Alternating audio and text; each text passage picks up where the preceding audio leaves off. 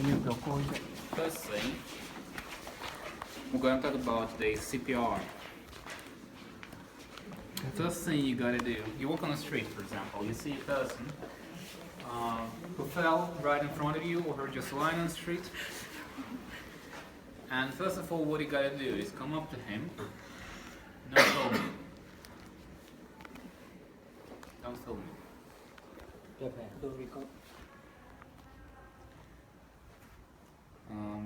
You gotta come up to him and check if he's conscious or not. You ask him something loudly, shake him, I don't know, slap him, whatnot, punch him, kick him. If he's still silent, means he's unconscious. And therefore you have to check for the signs, for the clinical signs of death, clinical death. There are 3 clinical signs of death. First one is absence of breathing. Second one is absence of pupil reactions to light. And the third one is absence of pulse on main arteries, carotid artery, for example. So what you do first, and you have to be fast, you have no more than 30 seconds to check all 3 signs. You check for the reactions towards the light. You lift up the eyelid and you check if his pupils will constrict towards the light or if they stay dilated. If they stay dilated, means doesn't mean that he's unconscious. It means that it's a first symptom of clinical death. Then you check for the breath. You can do that by the excursion of the breast. You can see it, but in case if it's in winter and he has a bunch of clothes on him, you might just lean towards him and listen with your ear if he's breathing or not. What else? Pulse.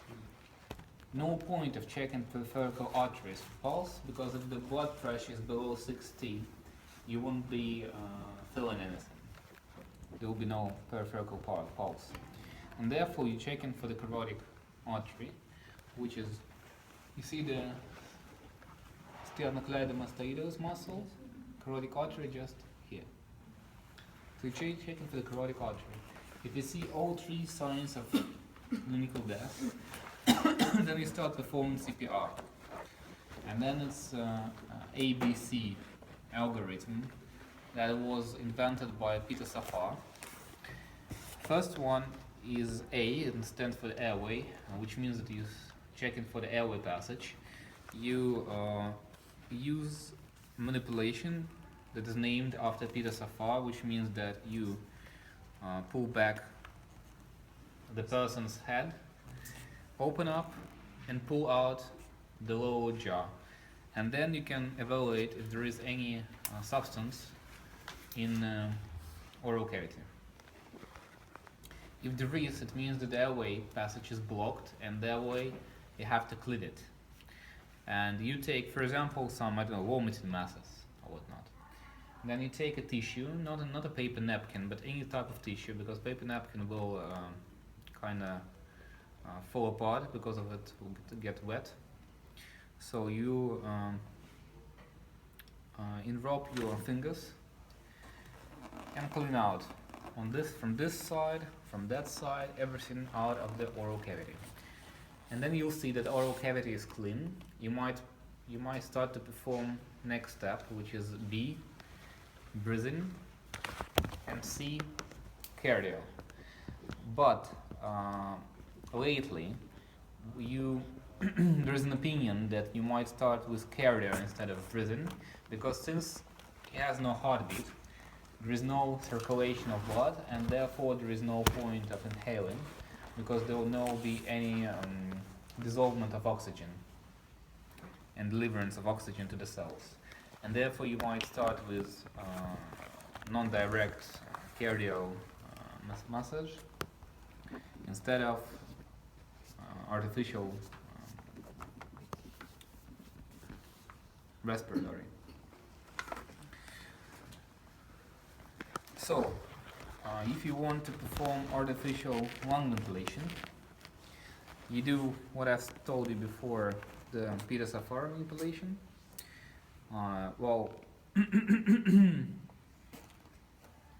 then you can perform it from mouth to mouth, from mouth to nose, and if it's in child, both. If you're not too disgusted, then you don't have to put any kind of napkin. But otherwise I would. When you perform artificial lung ventilation, you inhale 2 times and then perform 30 compressions. Well, when you perform artificial lung ventilation, you exhale yourself passively, so to speak, just like you do in normal situation.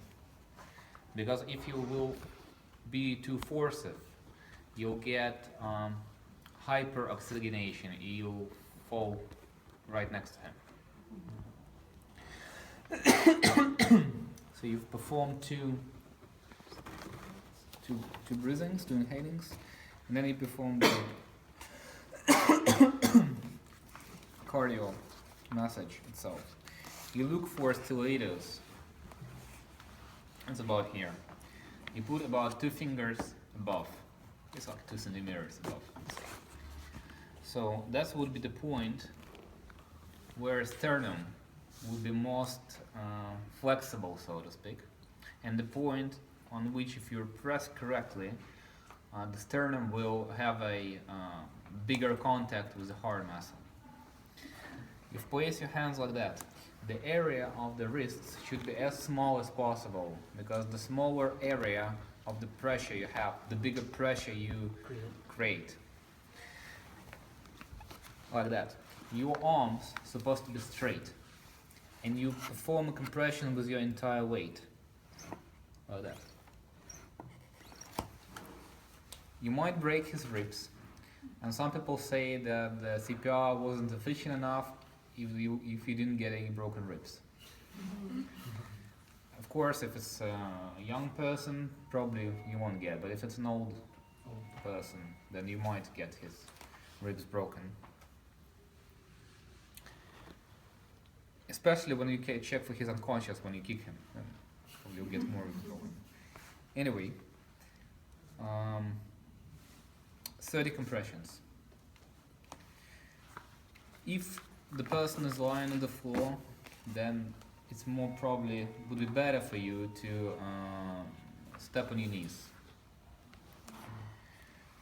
If he's lying on the bench, then you probably should, or on the couch or something, you probably should, sit next to him on the couch. What I mean is that it's important for you to be comfortable about what you're doing, because it's physically quite, quite difficult. It takes at least 20 to 30 minutes of CPR, and once again, if it's a young person, pumped up, muscled, then it would be with rigid chest, it will be more difficult for you, and therefore your hands, your arms should be straight, because if you do it like that, you just get tired in a minute or 2.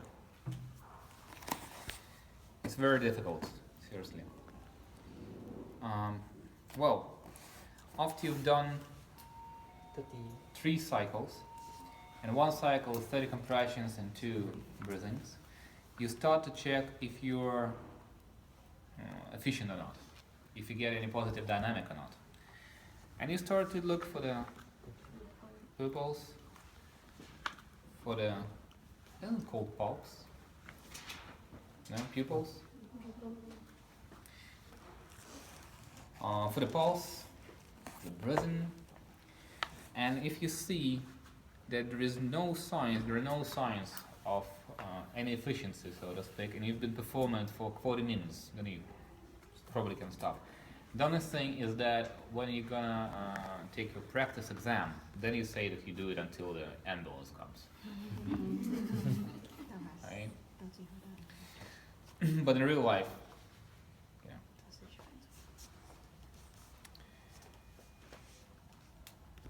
You check his testimony first, then you perform this PR. What else? Yeah, if you get any signs of efficiency, so you see that he got the pupils reaction, he got the pulse, but then whenever you stop the CPR, he falls back, again to clinical death. Well, then you have to start all over again. So until you get any positive dynamics, even for a short period of time, you have to keep on going. You understand?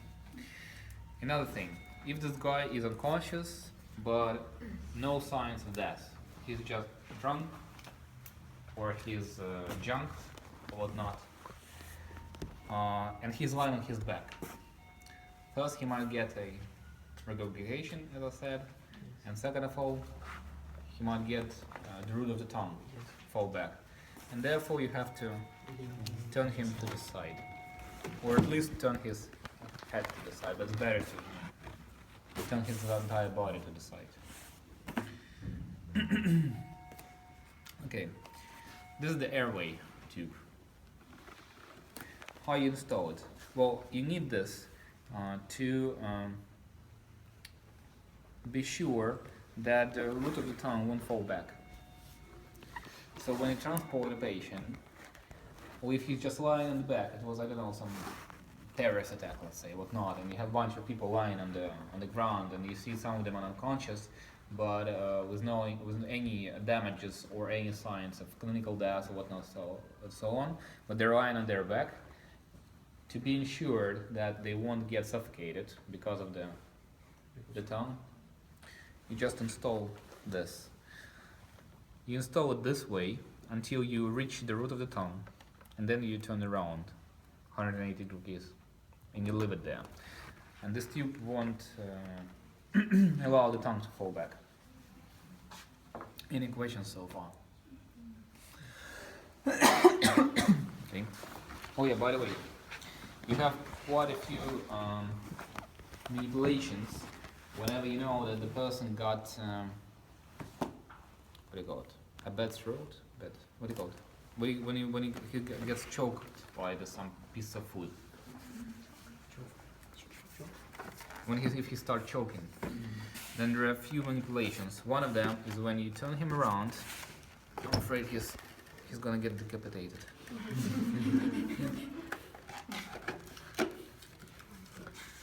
Piece of junk. You put him like that on your knee. Of course, you're supposed to be seated around your leg, and you kinda punch him with your wrist between scapulas. Scapulas. Okay?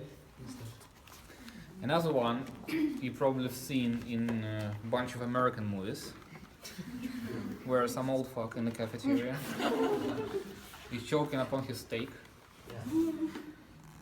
and starting to get like all cyanotic and stuff, and pray to God and all that. And he's in the middle of divorce, and his almost ex-wife sitting in front of him, not wanting to help him. And all of a sudden his lawyer comes up to him and saves his life. Anyway, what you do is Heimlich's manipulation is called.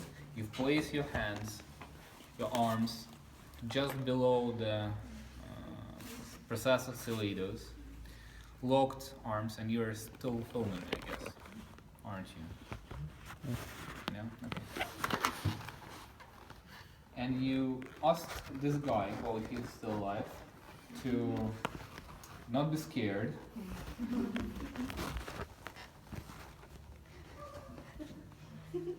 The death is only beginning. And then you ask him to exhale as much as he can. Actually, he probably won't be able to exhale much. Yeah.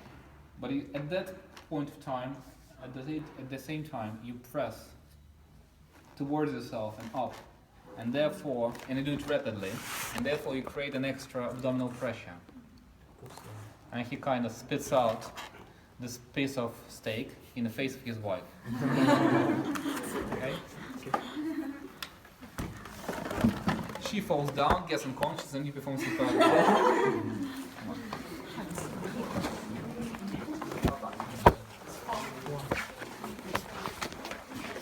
Okay, blood typing. I'm just gonna get some gloves.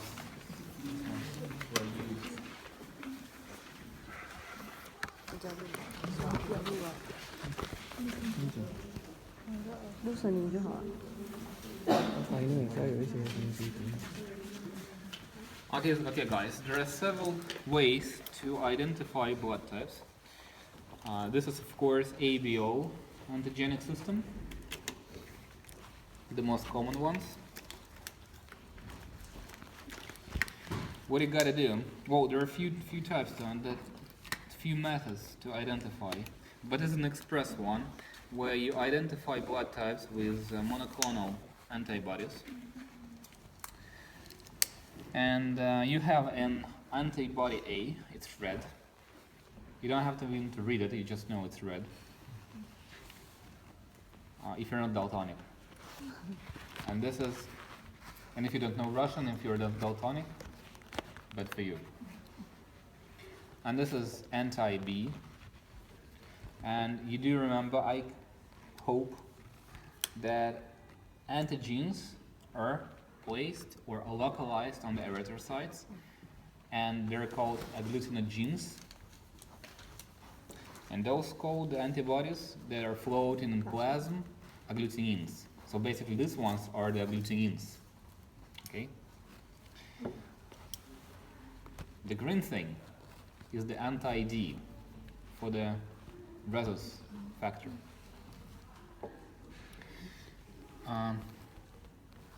Yeah. Now you have this plate. You do remember that you have 4 blood types. Type 1, no agglutination in both. Type 2, or type A is also called, the agglutination will happen if you perform an reaction with an anti-A. Type B, or the 3rd type of blood, if you have a reaction with antibody B. Type 4, if you have both. But it might also be non-specific hemagglutination, and therefore, if you see there is an agglutination in both of the compartments, you have to add a milliliter of physiological solution, just a drop, to see if the agglutination will fall apart or not. And if it falls apart, meaning it's non-specific, and means you won't be able to identify blood type. Well, at least on this express stage. Phase. Okay, what are you gonna do first? You gotta remember that you should have 5 to 10 times more of antibodies than antigens.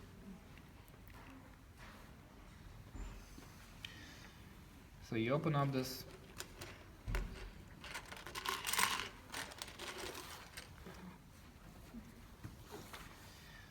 thing.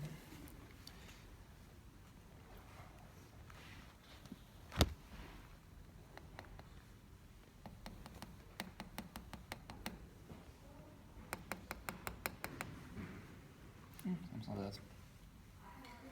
It would be enough. And then you put a small drop of antibody A here. Oh, well, it's too much. Didn't see it coming. It's leaking from somewhere. Wait, I'll do it again.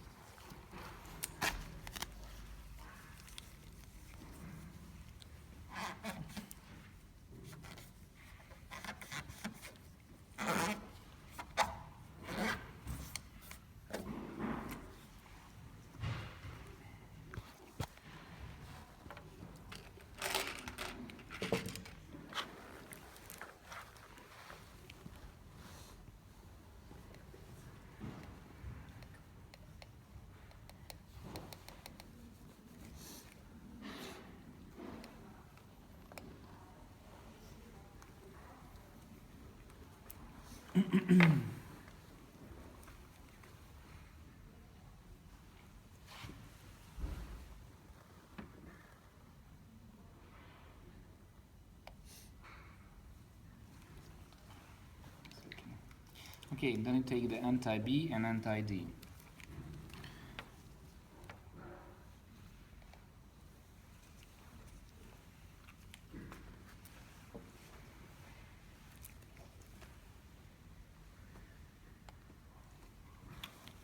Then take a clean steering rod, it's called, isn't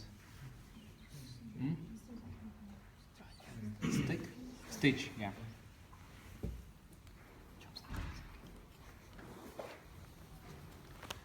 And you mix it.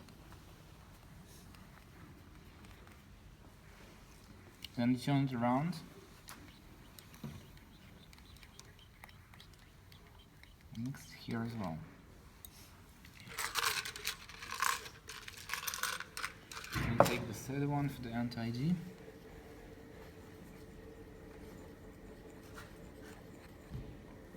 Now, the rule is that you have to wait for about 3 to 5 minutes while kinda, what do you call it?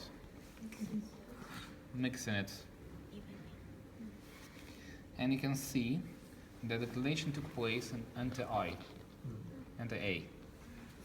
So it's blood type 2 versus negative.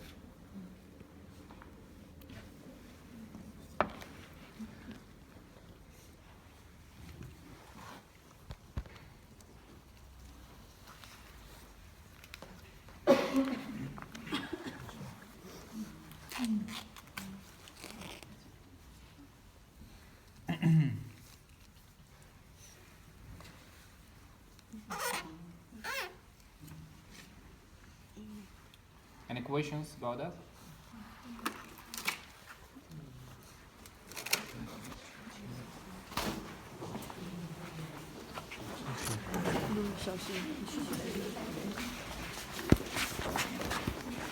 Intramuscular injection.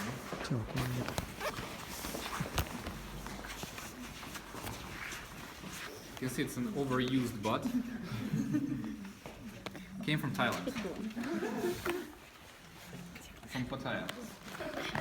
Probably.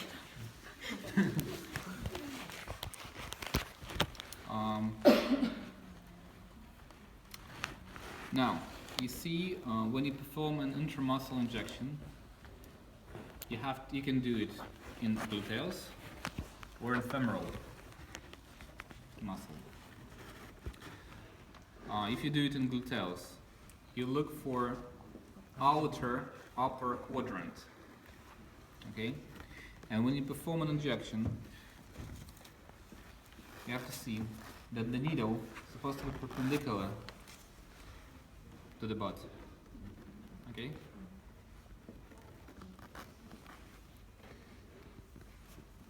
And 1/3 of the needle should stay outside.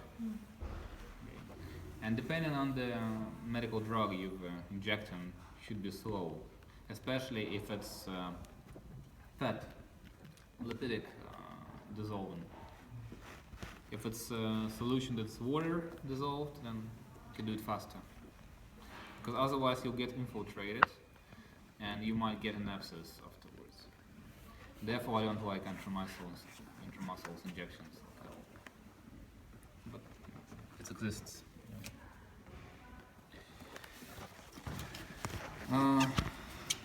Well, since we're holding it, what do you call it? Rectal palpation. What do you need it for? You might find tumors, hemorrhoids, fractures of the mucous, abscesses, all that. Helminths.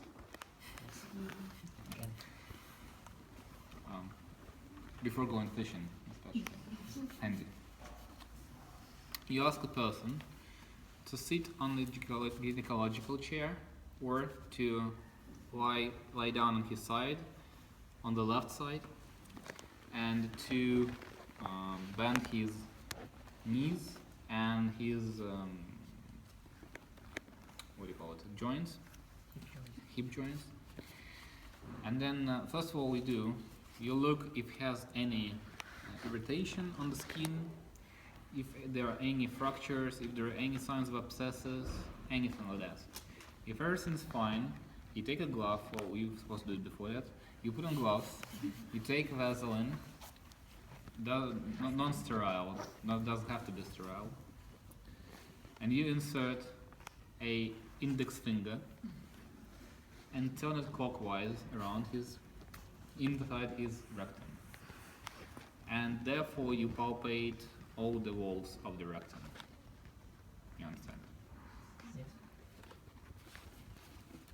How deep, sir?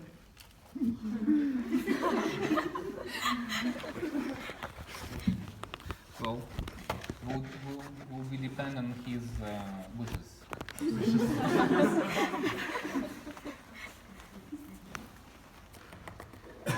Now, they might ask you to look for hemodynamic solutions.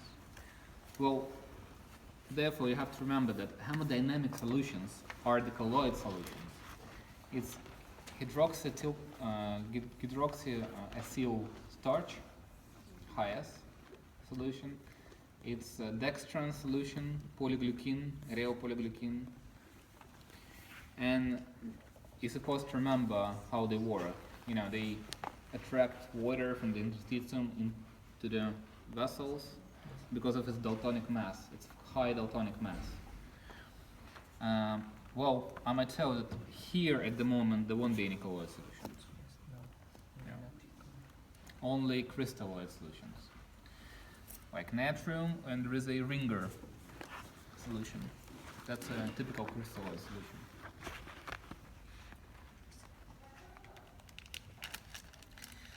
Okay, intravenous injections.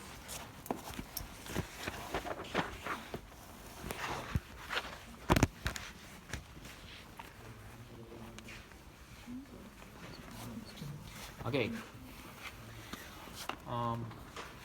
venipuncture. Well, depending what you want to do. If you want to get some blood from him, or you want to inject some into him, you do it a bit differently. What you gotta do? If you have a sterile ampoule, well, you put on the gloves, right? Take the ampoule. Quite often it's sterile. You take well, usually it's sterile. You take a syringe. You can, break out the ampoule, get the liquid from the ampoule, the syringe. Close it off, put it aside. You take. Oh, by the way, but if you have to take solution, like from the bottle like that, then you have to change the needle. You insert it, you got the liquid, you drop off the needle, and you take a sterile new one. Understand the difference? Yes. Why, sir? Because if you take an ampoule, you open it up, you don't go through the, you go right into the sterile cavity, so to speak. If you have to mix up, then you go through the non-sterile rubber thing. Plug, work, whatever. What do you do then? You put a tourniquet, but not this one. This is for the blood stopping. Yes. You take the tissue one. You put it around here, right, in his arm, yeah. And then you take sterile napkins. They usually contain this ethanol solution. You clean it white first, and you do the same thing, but in a smaller range. You ask the person to work with his wrist, so the veins dilate. You palpate the vein. The needle is supposed to be like that. The cut of the needle supposed to be this way. First of all, you go parallel to the vein, and then a bit forward, and then you feel the pressure, and all of a sudden you kind of fall in. It means you got into the vein. If you want to take the blood sample, then you don't take off the tourniquet. Yes. And then actually you have a specific ample, vacuum one. By the way, how to check if you're inside the vein or not? You just pull it back a bit, and you'll see blood here, and then you can insert. If you want to inject something, you have to take the tourniquet off first, and then you perform an injection. Understand? Any questions so far? Okay. Come on.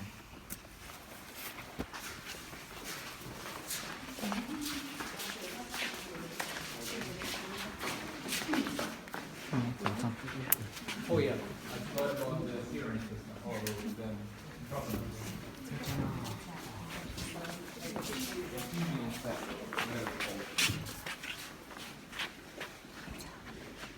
well, we have a bunch of them here. Anyway, what you do first, this is sterile, right? You open up the bottle, you have the rubber part only. You've take some ethanol napkin or whatnot, you clean it off, after which you kind of puncture it with this part. You turn it around, you open up the air, what's it called, plug, ventilation, whatever. You press it, so you create vacuum, and it starts to fill in. After it filled in, what the hell is inside there? After it filled in, you close it up, and you have to get rid of oxygen, that is, of air, that is inside the tube. So you open up this thing. Yeah, let it flow. When filled with water solution, you might perform a venipuncture, just if you performed with the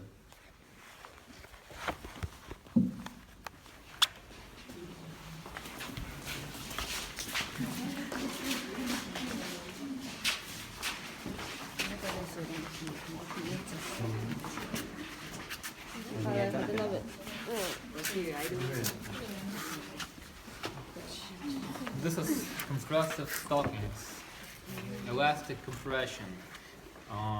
Quite often prescribed for people who suffer from varicose disease, or as a prophylactics for pregnant women, and for the people who travel for a long distance, like flights, for example. Okay, and for everyone who's going to go through any surgical manipulation, because long time immobilization might lead to thrombosis. You understand? And you do have elastic bandages, but nowadays we prefer people to buy stockings.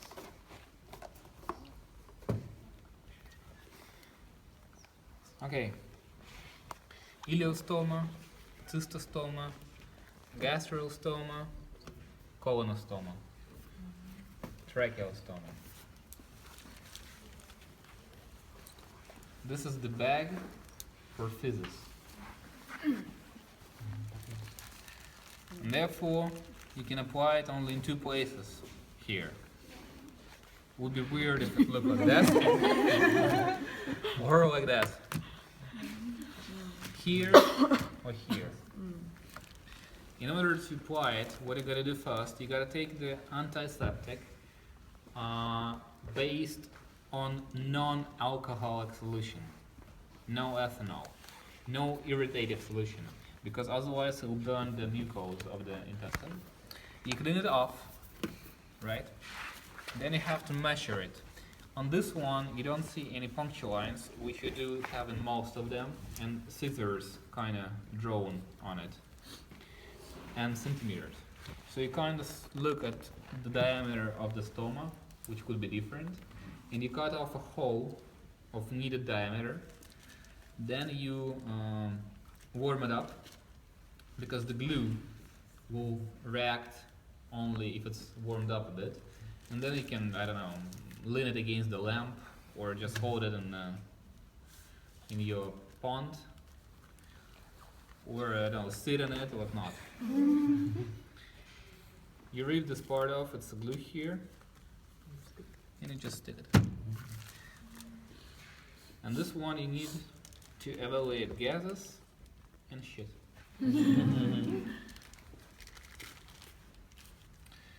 Okay, this has a Blackmore's zone. You see there are 3 channels. This one is for the evacuation of the containment of the stomach, and those 2 are to inflate the balloons here and here. Whenever you install it, this part was supposed to be in the esophagus, and this one is in the cardium of stomach. You need it in cases of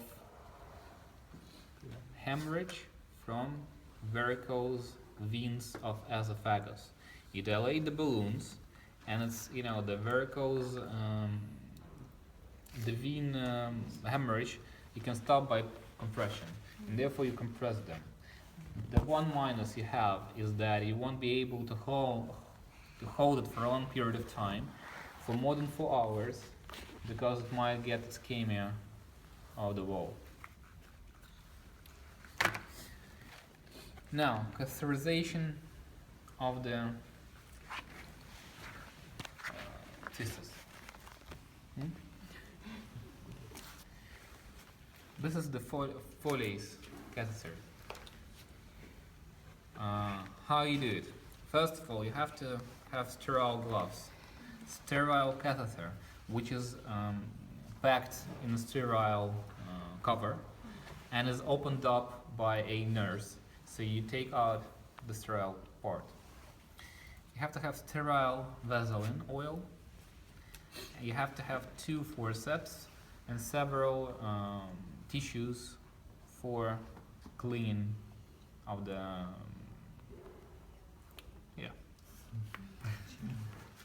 Anyway, what you do is, first, you take a forceps, you take an antiseptic, non-ethanolic as antiseptic, because otherwise you'll get the irritation.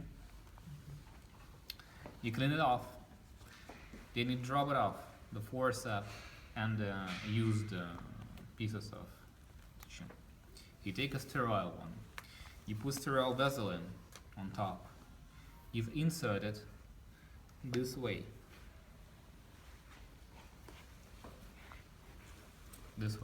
even closer, okay? That's how you hold it. So when it's lying on the floor, or on the table,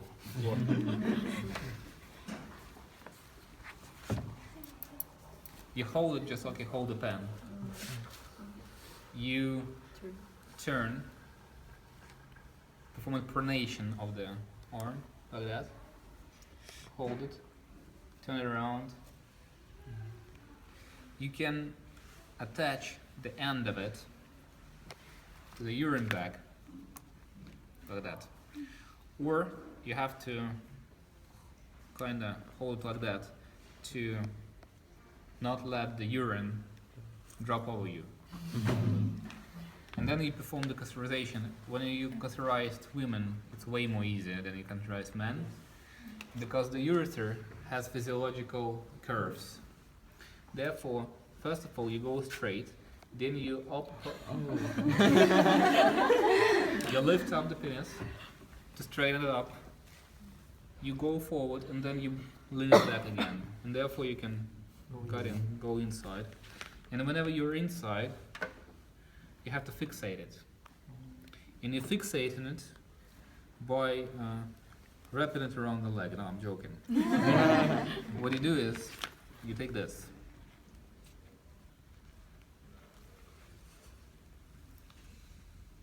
And it dilates the balloon.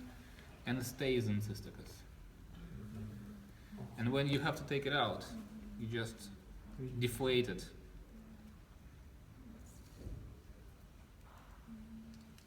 And it's better to use a solution, not the air, because when you want to take it out, you have to see that you really deflated the balloon, otherwise you just... Well, there is another way of doing it actually. You can just cut off the end of this. Because it's valve here. Okay, this is the cutter gel. It's like a Vaseline oil, but with anesthetic. Okay, wait for another teacher. He will continue. Thank you.